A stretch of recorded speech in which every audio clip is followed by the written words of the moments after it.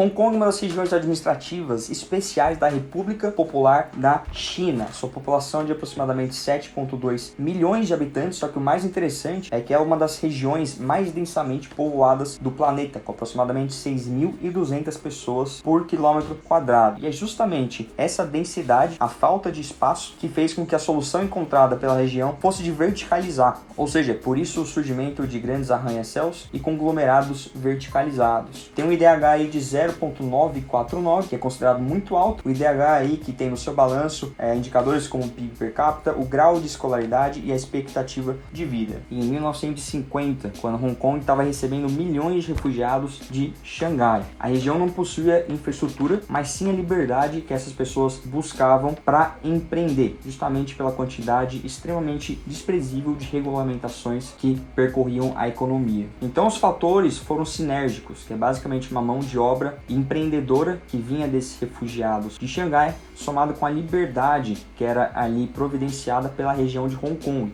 Isso fez com que a economia começasse a prosperar a partir da década de 1950, principalmente com o surgimento de pequenas e médias empresas do setor têxtil e posteriormente de plásticos, eletrônicos, que produziam principalmente para atender a crescente demanda da Europa e dos Estados Unidos por bens manufaturados e baratos. Um ponto importantíssimo que a gente precisa entender aqui dessa época é que o governo era extremamente limitado e competente. Então cabia ao governo simplesmente manter a lei, a ordem e permitir o funcionamento da economia de mercado. E a figura de um homem chamado Sir John Cowperwood foi secretário das finanças de Hong Kong entre 1961 e 71, foi mais do que essencial, foi fundamental para Hong Kong ser o que é hoje. O Sir John Cowperwood era um seguidor de Adam Smith, o escocês aí responsável pela grande obra Riqueza das Nações, e alguma das suas principais atuações como secretário das finanças foi justamente, entre aspas, de não fazer nada, mas sim de bater de frente com o governo britânico para manter esses ideais de Adam Smith de livre mercado. Um desses pontos de enfrentamento foi justamente a recusa em impor qualquer tipo de tarifa de importação e sempre insistir em manter os impostos no nível mais baixo possível.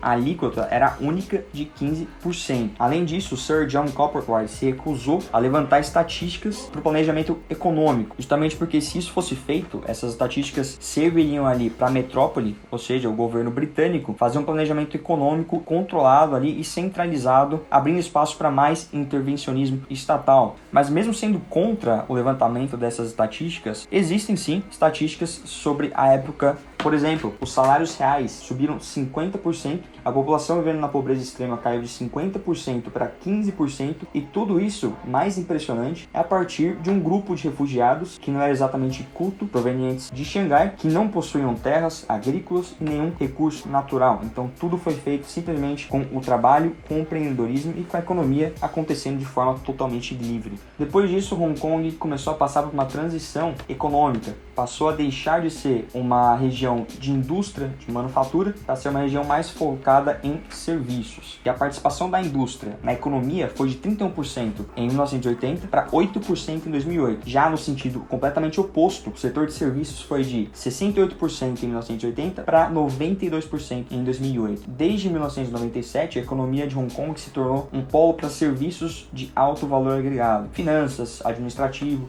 consultivo. E ainda na década de 2010, Hong Kong ainda mantinha excelentes colocações em classificações internacionais como liberdade, competitividade econômica e financeira, qualidade de vida, percepção da corrupção, índice de desenvolvimento humano, além de ter uma das maiores expectativas de vida do planeta. E para finalizar, como que ocorreu então esse milagre, se a gente pudesse colocar em alguns pontos resumidos? Primeiro, a questão de carga tributária mínima, nenhum imposto sobre ganhos de capital e média dos tributos de importação e exportação praticamente zero, fazendo com que a economia fosse completamente livre para empreendedores, para competitividade, para que o livre mercado fosse dominante, e a dívida pública praticamente inexistente, justamente pelo Estado ser extremamente enxuto. Essa foi um pouco aí da história do chamado milagre econômico de Hong Kong, que na verdade a gente pode até colocar entre aspas, porque esse milagre na verdade foi não fazer nada com a economia, foi não intervir e deixar ali as leis do livre mercado fosse ali a pauta principal e o foco de todos pertencentes àquela economia. Espero que você tenha gostado desse vídeo. Eu faço o convite para você se inscrever aqui no canal clicando no botão embaixo, ativando o sininho, porque aqui a gente fala muito de economia, mercado financeiro, então já fica o convite para você se inscrever. Tamo junto, até o próximo vídeo e tchau!